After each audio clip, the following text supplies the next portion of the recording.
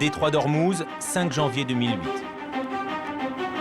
Des navires de guerre américains croisent au large des côtes iraniennes. Quand soudain, des hors-bords apparaissent et s'approchent de la flotte américaine. Sur le pont, les marins donnent l'alerte et lancent un message radio. Vous approchez de navires de guerre. Nous sommes dans des eaux internationales. Identifiez-vous. Quelles sont vos intentions? Dans ces bateaux, des militaires iraniens, les gardiens de la Révolution. Ces images sont filmées par la marine américaine et voilà ce que l'on entend sur la bande-son.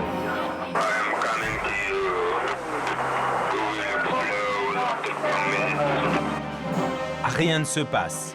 Mais 2 jours plus tard, les images sont sur toutes les chaînes américaines. Des bateaux iraniens encerclent et narguent des navires de guerre américains dans le détroit d'Ormuz. Au même moment, le président Bush est en voyage en Israël. Il prend l'incident très au sérieux et met en garde l'Iran. Il y aura de graves conséquences s'ils attaquent nos bateaux. Je les préviens, ne faites pas ça. On est à 2 doigts de l'affrontement. Depuis des mois, l'Iran et son président Mahmoud Ahmadinejad sont présentés comme l'incarnation du mal. Qui pousse à la guerre contre l'Iran? Enquête dans les coulisses de la propagande américaine.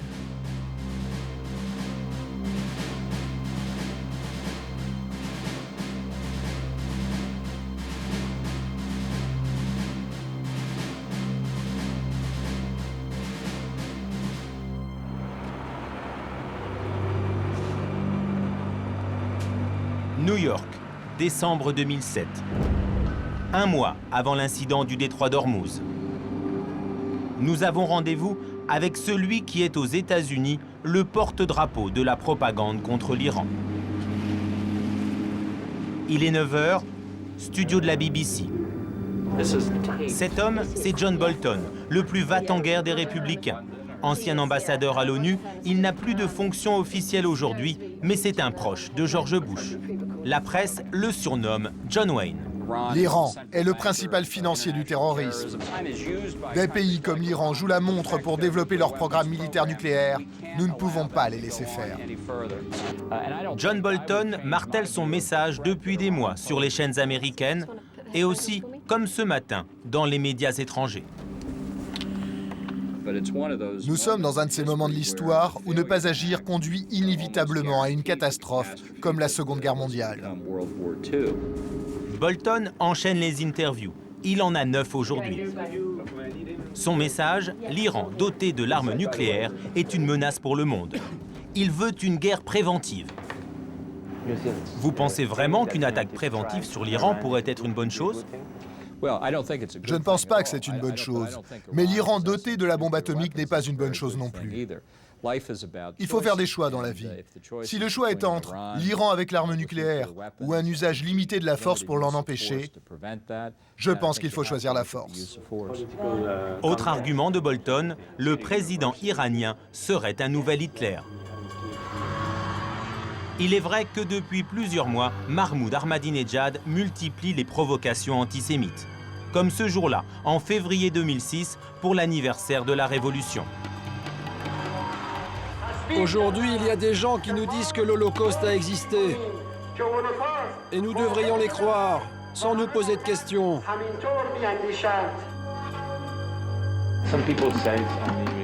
Certains disent que ces déclarations sont juste rhétoriques, qu'il ne faut pas les prendre au pied de la lettre. Oui, beaucoup de gens pensaient aussi que Mein Kampf était seulement rhétorique. Nous devons prendre en compte ces déclarations, même si certaines sont exagérées ou destinées à l'opinion iranienne. Ahmadinejad n'en est pas à son coup d'essai. Il a organisé plusieurs conférences à Téhéran intitulées « Le monde sans Israël et sans les États-Unis ». Je crois que l'ambassadeur israélien à l'ONU a très bien résumé la situation en disant « Ahmadinejad nie l'Holocauste juif » tout en préparant le prochain. C'est avec ce type d'argument que les va-t-en-guerre marquent des points dans l'opinion américaine. Lorsque le président Ahmadinejad vient à New York en septembre dernier faire un discours à la tribune des Nations Unies, Une foule hostile manifeste dans les rues de la ville. Les manifestants brandissent des pancartes. Ahmadinejad finance la terreur. Hitler est vivant. Et quelques heures plus tard, pendant qu'il parle à l'université de Columbia, les commentateurs de télévision se déchaînent. Cette université vend son âme en offrant une tribune au diable, le diable incarné par Ahmadinejad. En 2 ans, le président iranien est devenu l'ennemi public numéro 1 de l'Amérique.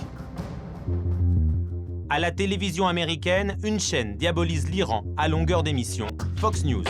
C'est la chaîne d'information la plus regardée du pays, loin devant CNN. Et voilà comment est montré l'Iran, un pays sur le pied de guerre. Ces images passent en boucle sur la chaîne. Et les journalistes n'hésitent pas à donner leur avis, comme le présentateur vedette Bill O'Reilly. Je pense que les gens ne se rendent pas compte du danger que représente ce pays pour le monde. Les gens ne connaissent rien à la situation en Iran. Ils ne connaissent pas sa culture, ils ne savent pas ce qui se passe là-bas. Pour moi, c'est le pays le plus dangereux du monde. La menace de l'Iran, on en parle jusque dans la chronique boursière. Ce jour-là, c'est l'expert financier qui se lâche en direct. Je n'en reviens pas que nous envisagions seulement maintenant de faire la guerre à l'Iran. Pourquoi n'a-t-on rien fait depuis 1979 ? L'Iran est le cœur spirituel et financier de l'islamisme. Voilà le vrai problème. Ce n'est pas Oussama Ben Laden ou les insurgés irakiens. Et dans le talk show du soir, Fox News imagine déjà le scénario de la guerre. Quelle forme pourrait prendre une attaque militaire contre l'Iran? Nous avons parlé avec nos experts militaires et voilà ce qui devrait se passer. Mission, attaquer l'Iran. Objectif, détruire les installations nucléaires iraniennes, empêcher l'enrichissement d'uranium, retarder la fabrication d'armes nucléaires et affaiblir le régime en place. Puissance de feu, des armes guidées par GPS, des bombes pénétrantes de haute technologie, des missiles longue portée comme des Slammers ou des Tomahawk, lancés depuis des navires de guerre et des sous-marins. Et évidemment, à la fin, ce sont les Américains qui gagnent. Nous avons voulu savoir pourquoi Fox News adopte un ton aussi guerrier. Mais les dirigeants de la chaîne ont refusé de nous ouvrir leurs portes. À la tête de Fox News, un homme, Roger Ailes, un fidèle des Républicains. Cet ancien journaliste s'est occupé des campagnes victorieuses de Richard Nixon, Ronald Reagan et George Bush père. En quelques années, il a fait d'une chaîne d'information le fer de lance des idées républicaines. Aujourd'hui, d'anciens journalistes de Fox News dénoncent ces méthodes.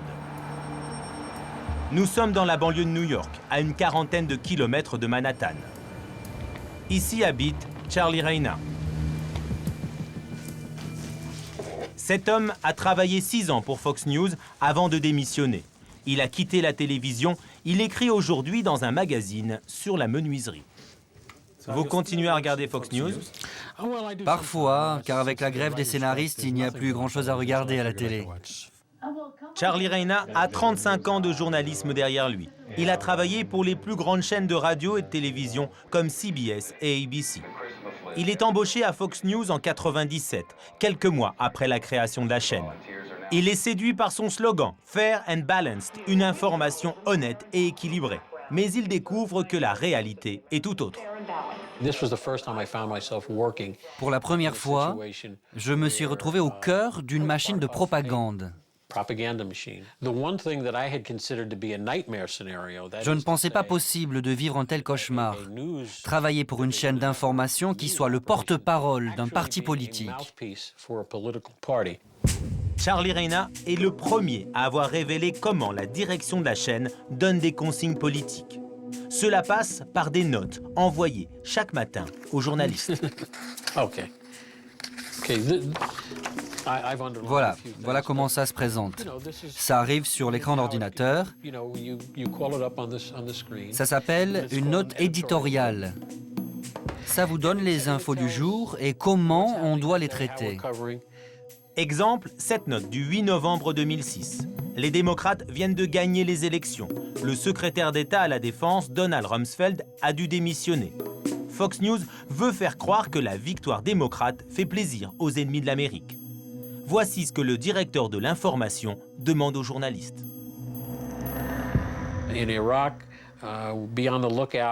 En Irak, il faut trouver des insurgés anti-américains ou des sympathisants à ces insurgés pour qu'ils nous disent qu'ils sont ravis de la victoire des démocrates. La volonté est claire, discréditer les démocrates. Et un peu plus tard dans la journée, voilà ce qu'on entend. On nous rapporte des cris de joie dans les rues de la part des insurgés irakiens. Ils sont très heureux de ce qui se passe aux États-Unis, en particulier de la démission de Rumsfeld. Vous croyez vraiment qu'il y avait quelqu'un en Irak, quelqu'un qui parlait réellement de la défaite de Donald Rumsfeld? Comme si les Irakiens savaient qui était Rumsfeld et pouvaient se réjouir de sa démission. C'est ridicule. C'est complètement ridicule. Ces notes, consacrées hier à l'Irak, sont aujourd'hui consacrées à l'Iran. L'ennemi a changé, mais la diabolisation est toujours la même. Sur Internet, une vidéo fait un tabac. Des internautes se sont amusés à comparer des reportages sur l'Irak d'il y a 5 ans et des reportages actuels sur l'Iran. Mêmes mots, mêmes idées, effet garanti. Al-Qaïda est à Bagdad. Selon les officiels américains, Téhéran est un allié d'Al-Qaïda. Il existe des connexions et des discussions entre les leaders irakiens et les dirigeants d'Al-Qaïda. Téhéran entretient des relations avec Al-Qaïda. Notre stratégie est d'empêcher un nouveau 11 septembre. Nous ne voulons pas d'un nouveau 11 septembre. Derrière la campagne médiatique contre l'Iran, il y a l'influence de groupes de pression, des lobbies qui poussent à la guerre.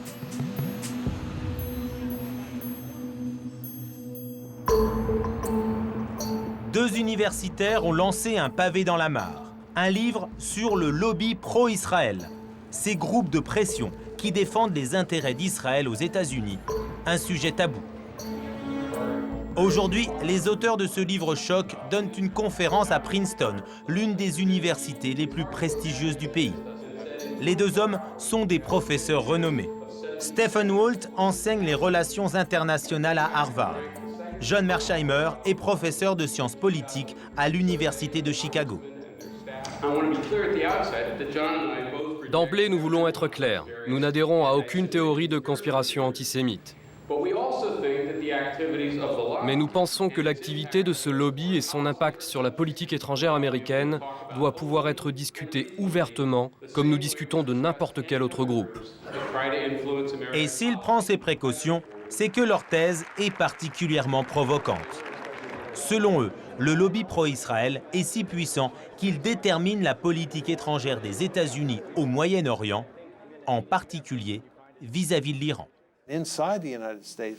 À l'intérieur des États-Unis, il y a un ensemble de groupes composant le lobby pro-Israël qui poussent très fort pour une action militaire contre l'Iran. Et notre conclusion, c'est que cela va à l'encontre des intérêts des États-Unis.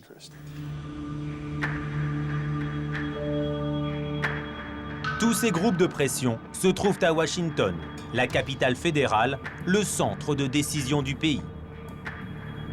À 2 pas de la Maison-Blanche et du Congrès, une multitude de lobbies sont installés dans ces immeubles modernes. Leur objectif, influencer les députés et les sénateurs. Ce travail de lobbying n'a rien de secret, il est reconnu par la Constitution. Ici, le Comité juif américain nous ouvre ses portes.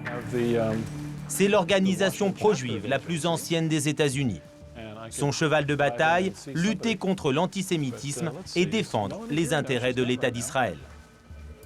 Jason Isaacson est le directeur des relations internationales. Il nous fait la visite. Richard Fulton est notre directeur législatif. Il est responsable de toutes nos relations avec le Congrès sur de nombreuses questions. Nous travaillons directement avec le Congrès. Mais notre influence s'exerce aussi grâce à nos membres.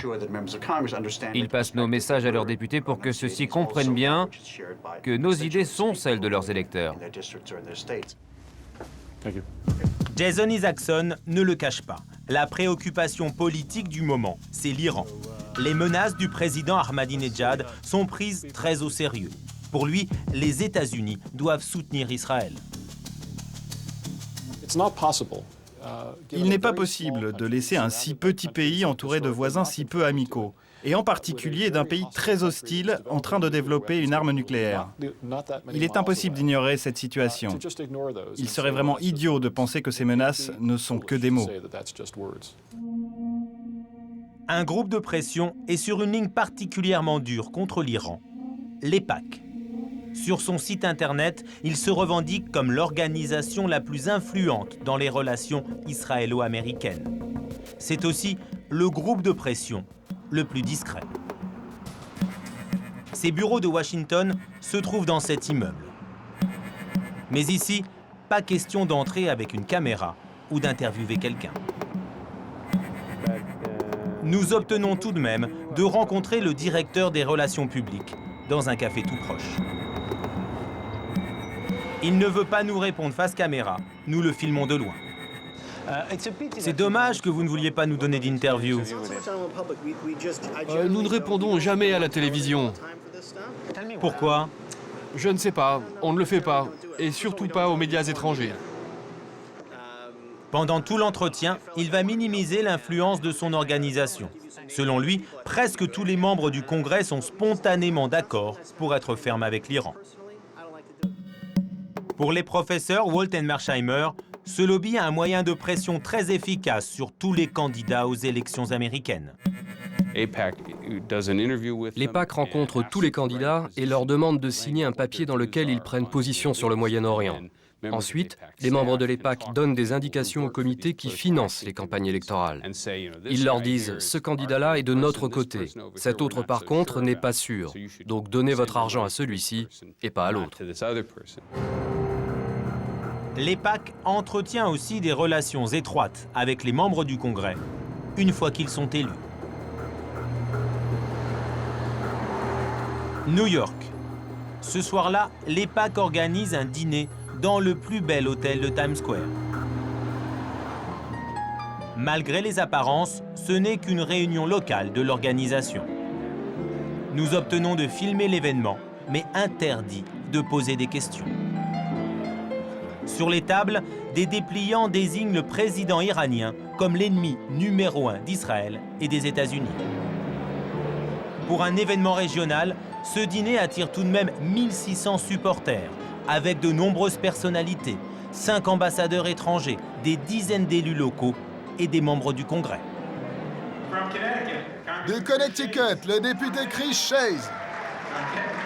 De Michigan, le député Thaddeus McCotter. En tout, une douzaine de députés et sénateurs sont dans la salle, républicains comme démocrates. À la tribune, le directeur de l'organisation appelle à la mobilisation contre l'Iran. Il est temps pour les dirigeants américains de s'occuper du problème iranien et en particulier empêcher l'Iran de devenir une puissance nucléaire. C'est notre défi. Et cela ne peut arriver que grâce à votre soutien et à votre aide. Je vous remercie beaucoup d'être venu ce soir. À la fin du repas, l'EPAC lance un clip d'autopromotion. Des images de leur grand congrès annuel. 200 députés et sénateurs y assistent chaque année. À la tribune, on reconnaît le vice-président, Dick Cheney. John Bolton, le va-t-en-guerre républicain. Et la sénatrice démocrate, Hillary Clinton. En 2005, ils ont même reçu le soutien du plus haut personnage de l'État. Vous pouvez faire passer le message. Un État d'Israël libre, prospère et sûr est dans l'intérêt de la nation américaine. La soirée se clôt par les hymnes américains et israéliens repris en chœur par la salle. Ce lobby n'est pas le seul à encourager une politique musclée des États-Unis au Moyen-Orient. Les lobbies du pétrole et de l'armement poussent dans le même sens. La propagande sur l'Iran se décide aussi au plus haut niveau de l'État, à la Maison-Blanche. L'artisan de cette propagande, ce n'est pas le président Bush, mais l'homme à ses côtés, Dick Cheney, son vice-président. Cheney, un faucon proche du lobby du pétrole, ancien ministre de la Défense pendant la guerre du Golfe en 91. Dick Cheney, aujourd'hui, très remonté contre l'Iran. Le régime iranien doit savoir que s'il continue comme ça, la communauté internationale est prête à réagir. Et les conséquences seront graves. Expert militaire à la retraite, Lawrence Wilkerson est aujourd'hui professeur à l'Université de Washington. Jusqu'en 2005, il était le chef de cabinet de Colin Powell, le secrétaire d'État américain. Il a vu de très près l'influence du vice-président Cheney sur George Bush.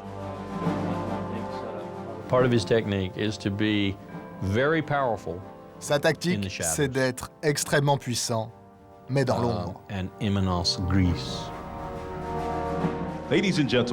Déjà avant l'invasion de l'Irak, c'est le vice-président qui s'occupait de la propagande de guerre. George Bush n'avait aucune expérience. Il ne connaissait ni les relations internationales, ni le fonctionnement de l'administration. Il s'y connaissait en baseball. Et il avait peut-être, grâce à son père, un peu de connaissances sur la Chine et sur un ou deux autres endroits dans le monde. Mais ce n'était pas ce qu'on appelle un président éclairé, perspicace et expérimenté. Pour sa propagande, la Maison-Blanche instrumentalise toutes les institutions du pays, y compris l'armée et les services de renseignement.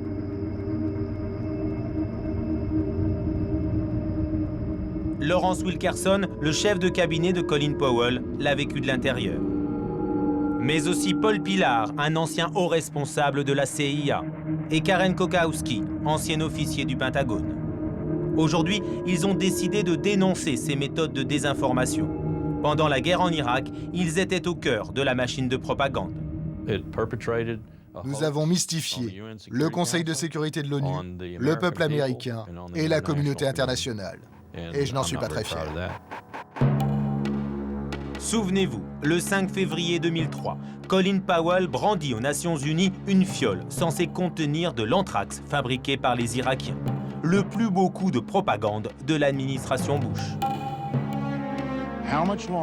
Combien de temps allons-nous supporter le refus de l'Irak avant que le Conseil de sécurité et l'ensemble des Nations Unies ne disent « ça suffit ». En coulisses, le colonel Wilkerson était chargé d'écrire le discours. Il n'a eu qu'une semaine pour le préparer.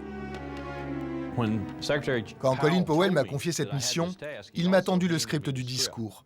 Ce script avait été écrit par le bureau du vice-président. Nous avons perdu une journée entière à le vérifier. Cela ne valait rien. Les infos n'étaient pas fondées, c'était plus un scénario de film qu'un exposé d'un service de renseignement. Nous avons perdu une journée à le vérifier et nous l'avons jeté. Wilkerson a tout repris à zéro. Il lui restait 6 jours pour construire un argumentaire crédible sur les armes de destruction massive de Saddam Hussein. Si vous aviez été à ma place, en voyant tout ce qu'il y avait à faire, vous seriez sûrement... Je ne pensais vraiment pas qu'on y arriverait. C'est un miracle qu'on ait bouclé tout à temps. Mais maintenant, je le regrette. Pourquoi? Parce que c'était faux. Pour le discours de Powell à l'ONU, Wilkerson a utilisé des informations venues de la CIA. Comme par exemple sur l'existence en Irak de laboratoires mobiles d'armes biologiques sur des camions et des trains. Toutes ces informations étaient fausses. La CIA a menti au secrétaire d'État Powell.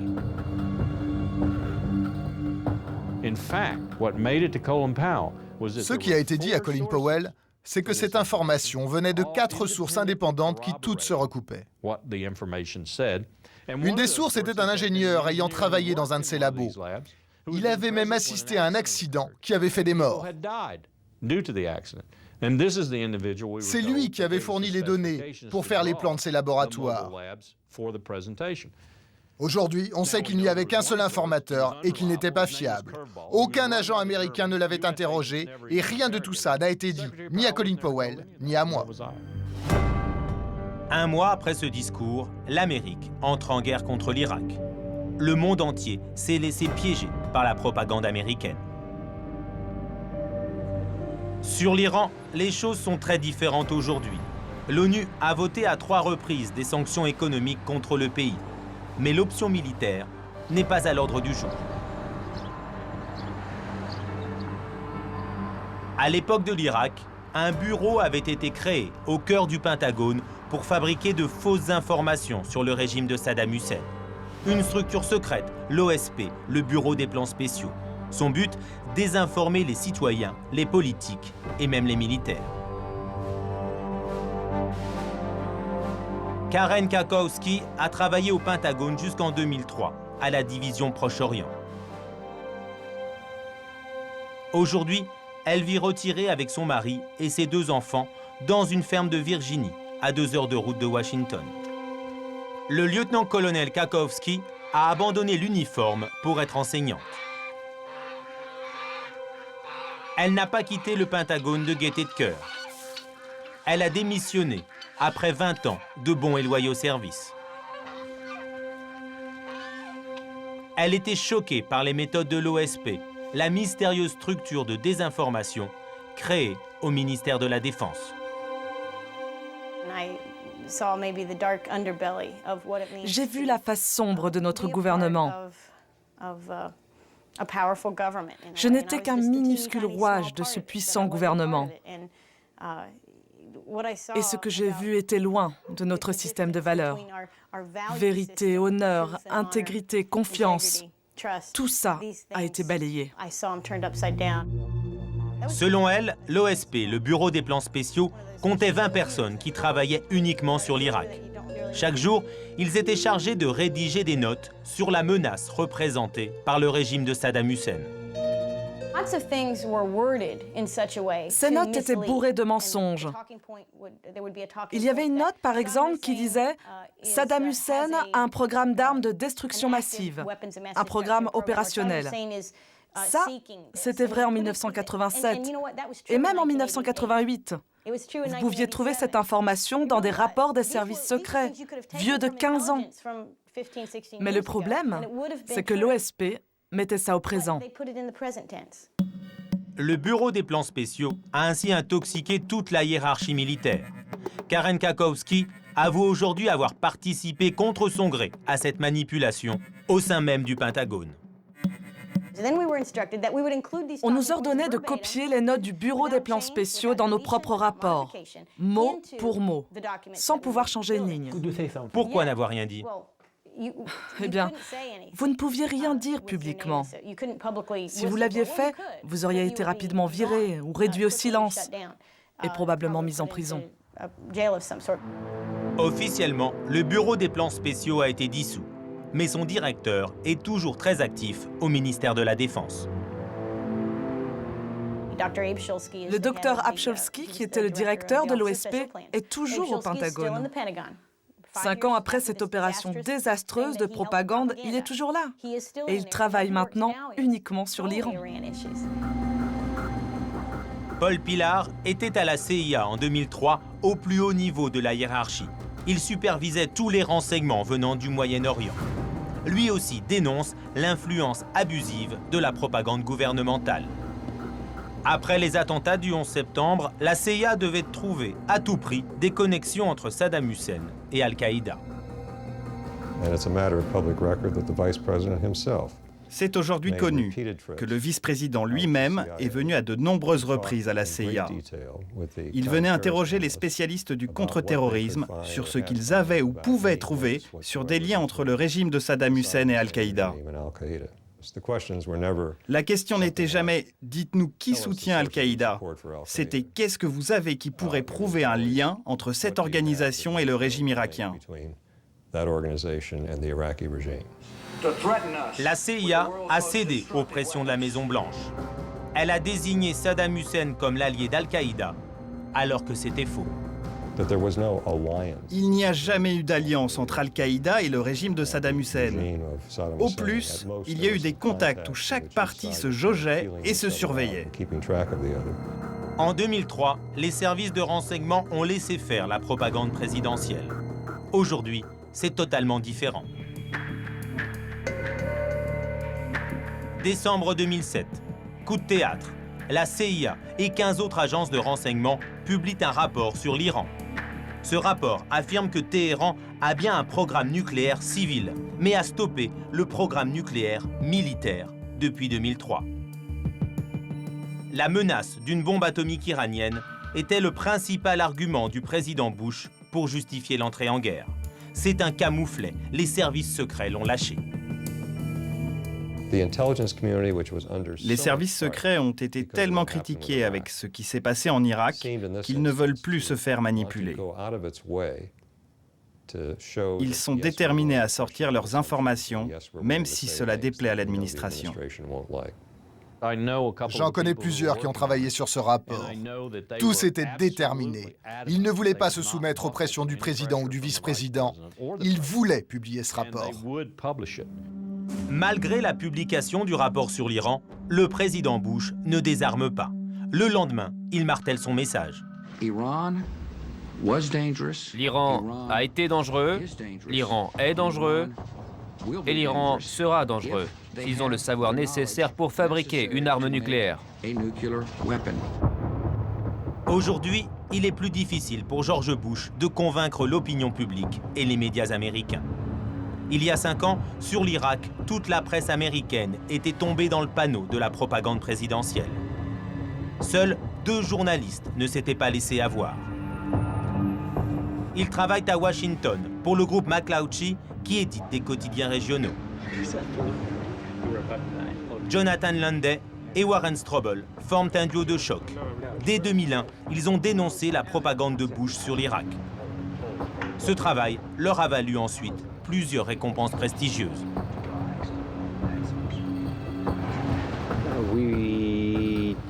Nous avons fait notre boulot. Nous avons fait ce que chaque journaliste aurait dû faire. Pourquoi était-ce si difficile à faire? C'était l'atmosphère. C'était juste après le 11 septembre, et à l'époque, si vous contredisiez le président, si vous contredisiez la ligne officielle, ou si vous sembliez le faire, vous n'étiez pas un patriote. À l'époque, les 2 journalistes ont vérifié une par une toutes les déclarations de la Maison-Blanche. En 2002, ils ont surpris le vice-président Dick Cheney en flagrant délit de mensonge, quand il affirmait que Saddam Hussein était sur le point d'avoir l'arme atomique.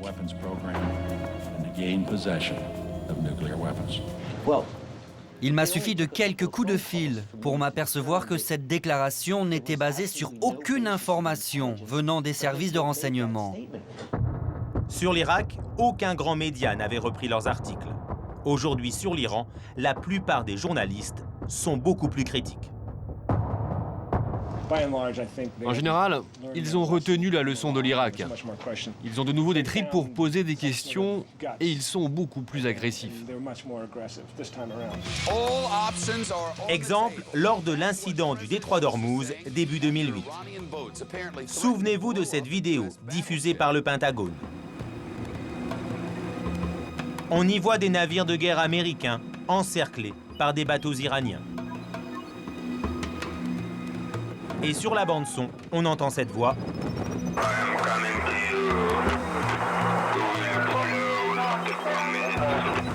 Ce document laisse penser que la menace est transmise par radio depuis les bateaux iraniens. Selon le Pentagone, c'est une provocation iranienne.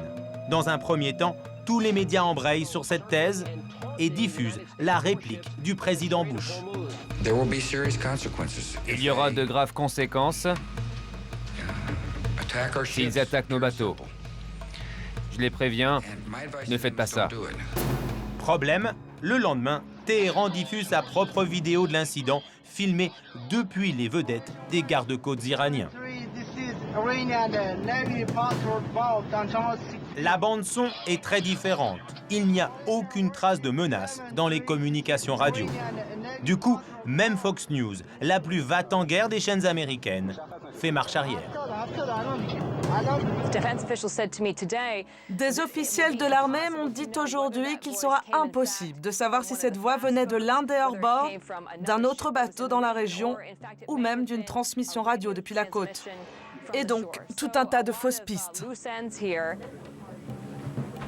Malaise au Pentagone.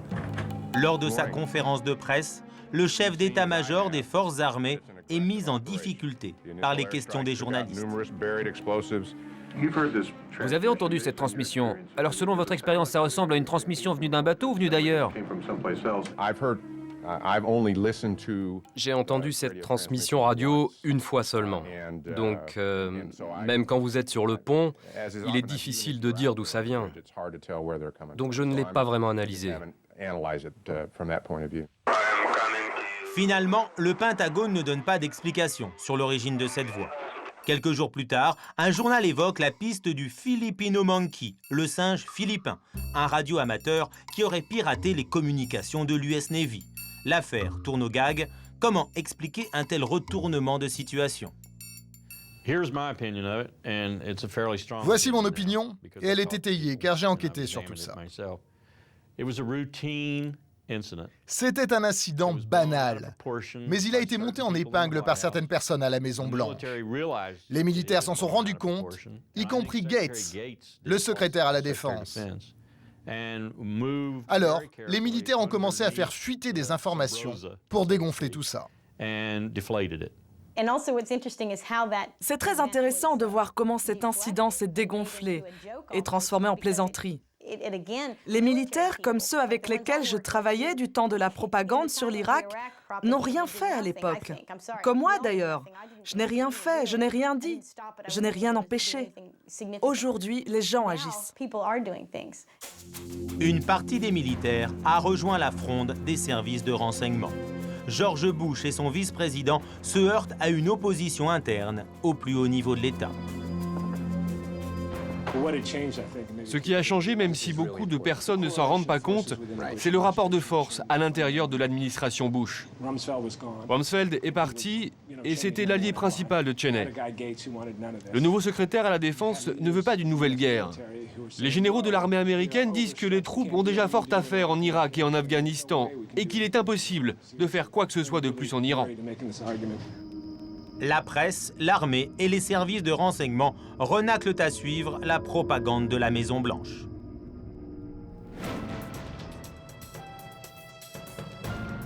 Conséquence, l'opinion publique ne marche plus.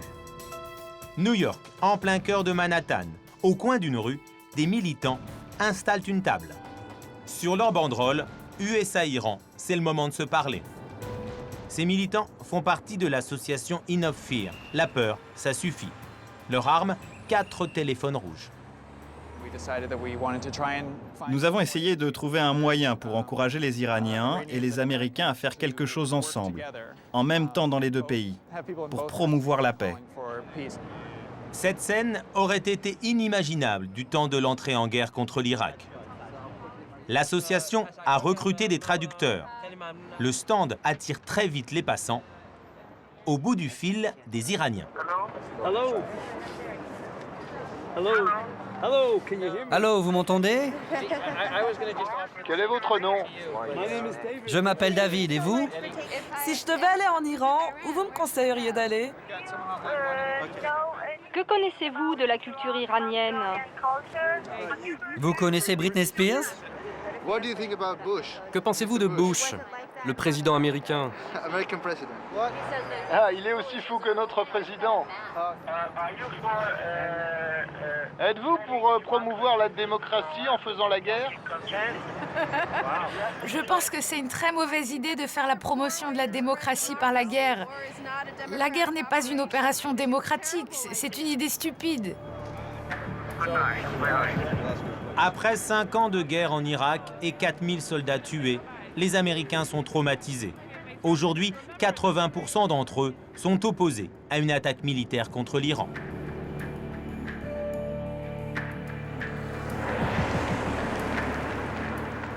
Au terme de notre enquête, nous avons découvert une histoire incroyable. Celle de deux anciens conseillers de la Maison-Blanche, Hilary Mann et Flint Leverett. Ils ont sacrifié leur carrière pour tenter de bloquer la propagande de Bush sur l'Iran. Mann et Leverett, deux républicains pure souche. Quand ils se sont mariés en 2003, le président Bush leur a envoyé un petit mot de félicitations signé de sa main. Aujourd'hui, ils sont la bête noire de la Maison-Blanche. C'est vraiment irresponsable pour l'administration américaine de conduire les affaires étrangères de cette manière. Après un certain temps, je ne voulais plus être complice de cette politique. Tout a commencé quelques mois avant le 11 septembre 2001. À l'époque, Hilary Mann conduisait des pourparlers secrets avec des diplomates iraniens à l'ONU. Le jour des attentats du World Trade Center, elle reçoit un appel d'un de ses diplomates iraniens. Il m'a dit « Je suis sûr que c'est Al-Qaïda et nous devons lutter ensemble contre ce terrorisme. » Il a ajouté « Je veux vous exprimer ma profonde horreur et ma peine et je suis sûr que le gouvernement iranien va condamner cet acte. » À l'époque, les Iraniens sont en pleurs dans les rues de Téhéran. La population manifeste sa solidarité avec les victimes américaines. Des veillées à la bougie sont organisées et des centaines de personnes défilent dans les rues. À la télévision, le guide suprême de la révolution, Ali Khamenei, condamne sans ambiguïté l'attaque du 11 septembre. Et très concrètement, les Iraniens prêtent main forte aux Américains dans leur guerre contre le terrorisme. Dans les semaines et les mois après le 11 septembre, les Iraniens ont fait des choses remarquables. Ils ont arrêté des centaines de combattants d'Al-Qaïda et ils les ont déportés vers leur pays d'origine. C'était quelque chose de très utile pour nous. Les Iraniens aident aussi les Américains à envahir l'Afghanistan. Ils donnent des informations précises à l'armée américaine pour bombarder les positions des talibans. Et pourtant, quelques semaines plus tard, voilà comment le président Bush remercie l'Iran dans son discours devant le Congrès. L'Iran continue de s'armer et d'exporter le terrorisme, alors que ses dirigeants continuent de réprimer le peuple iranien. Des pays comme celui-ci et leurs alliés terroristes forment un axe du mal qui menace la paix dans le monde. L'Iran est désigné membre de l'Axe du Mal aux côtés de l'Irak et de la Corée du Nord. Hilary Mann craint que cette déclaration mette un terme aux négociations secrètes qu'elle mène avec les Iraniens sur la situation au Moyen-Orient. Malgré tout, les Iraniens ont continué les négociations. Il n'y a pas eu de rupture des pourparlers. Ils ont manqué une seule réunion. Nous les rencontrions tous les mois et ils ne sont pas venus en février 2002 en guise de protestation. Mais nous les avons ensuite rencontrés chaque mois de mars 2002 à mars 2003. Mars 2003, c'est l'invasion de l'Irak. Quelques semaines plus tard, Donald Rumsfeld accuse l'Iran d'être derrière un attentat en Arabie Saoudite. Une accusation sans preuve, mais la Maison-Blanche ordonne l'arrêt des pourparlers secrets avec les Iraniens. Le 4 mai 2003, coup de théâtre. Hilary Mann reçoit ce fax dans son bureau. C'est une proposition de paix globale venue du gouvernement iranien. Cette offre était sans précédent par son ampleur. C'était vraiment une première entre l'Iran et les États-Unis. Dans cette roadmap, cette feuille de route, les Iraniens mettent tout sur la table. Ils invitent les États-Unis à négocier sans préalable et dans un respect mutuel. Ils proposaient de discuter de leur programme nucléaire, de trouver un moyen pour contrôler qu'il s'agissait bien d'un programme civil pour produire de l'électricité. Ils évoquaient aussi leur soutien à des groupes terroristes. Pour moi, c'était le plus frappant. Ils reconnaissaient leur soutien matériel, l'entraînement et la fourniture d'armes à des organisations terroristes. Les Iraniens sont ainsi prêts à discuter de leur aide aux groupes palestiniens, comme le Hamas. D'accord aussi pour parler d'une solution de 2 États en Palestine, ce qui reviendrait à reconnaître Israël. En échange, l'Iran demande la levée des sanctions économiques et la reconnaissance du régime des Mollahs par Washington. La jeune femme transmet immédiatement cette proposition historique à Colin Powell, le secrétaire d'État. Aucune réponse. Quelques semaines plus tard, elle rencontre Powell dans une réception. Je me suis présentée à lui en lui disant que j'avais écrit la note sur l'Iran. Il m'a regardée et m'a dit « C'est une proposition formidable, mais je n'ai pas réussi à la vendre à la Maison-Blanche. » La présidence Bush ne prend même pas la peine de répondre à la main tendue des Iraniens. Les faucons veulent poursuivre sur leur lancée après le renversement de Saddam Hussein. Ils pensaient que l'invasion de l'Irak allait être rapide. Ils n'imaginaient pas le chaos sanglant dans lequel le pays est tombé. Selon eux, les 150 000 soldats américains en Irak seraient parfaitement positionnés pour ensuite envahir l'Iran. Hillary Mann s'est rendue à l'évidence. La présidence Bush ne veut aucun dialogue officiel avec les Iraniens. Du coup, elle préfère quitter l'administration quelques mois plus tard. Son mari, Flint Leverett, était expert sur le Moyen-Orient auprès de Condoleezza Rice, alors conseillère du président Bush. Lui aussi s'est heurté à un mur quand il a proposé une solution diplomatique avec l'Iran. Il a démissionné en mars 2003. Sur le régime de Téhéran, il dénonce le parti pris idéologique de la Maison-Blanche. À leurs yeux, la République islamique iranienne est en soi un régime illégitime. Et les États-Unis ne doivent pas conclure d'accord qui pourrait légitimer ce régime. Fin 2006, le couple a voulu raconter cette occasion manquée de faire la paix avec l'Iran. Le New York Times était prêt à publier leur tribune, mais d'abord, ils devaient demander l'autorisation de leurs administrations d'origine. Le département d'État et la CIA donnent leur feu vert. Mais surprise, la Maison-Blanche demande des coupes. Ligne 9 à 10, supprimer l'expression. Ligne 18, supprimer le 4e mot. Ligne 24 à 25, supprimer le paragraphe. Supprimer le 9e mot. C'était de la censure pour vous? Oui. Dans une démocratie, c'est un mot fort à utiliser. Mais c'était bien de la censure. La Maison-Blanche a abusé de son pouvoir sous le prétexte de protéger des informations secrètes, alors qu'il n'y en avait pas. Le but de la Maison-Blanche était de faire taire des personnes comme nous, critiques de sa politique. Ce qu'il voulait, c'était nous empêcher de parler.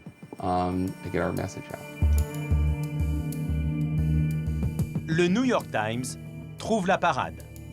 Il publie l'article « Caviardé par la censure ». L'effet est désastreux pour la Maison-Blanche. Aujourd'hui, Hillary Mann et Flint Leverett parviennent à se faire entendre. En novembre dernier, ils ont témoigné tous les deux devant le Congrès pour dénoncer la diabolisation de l'Iran.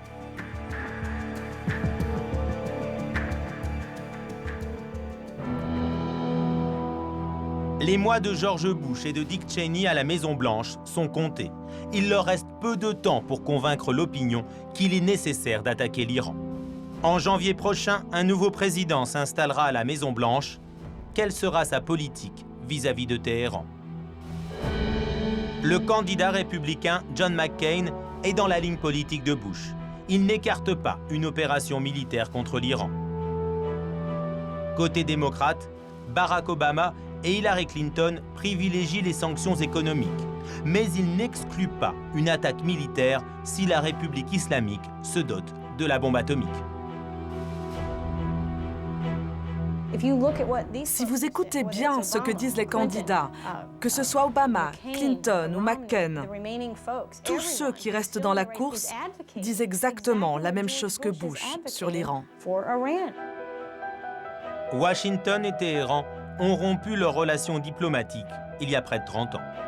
Sans dialogue entre les deux pays, l'Iran pourrait jouer encore longtemps le rôle du meilleur ennemi de l'Amérique. Une cible parfaite pour la propagande de guerre.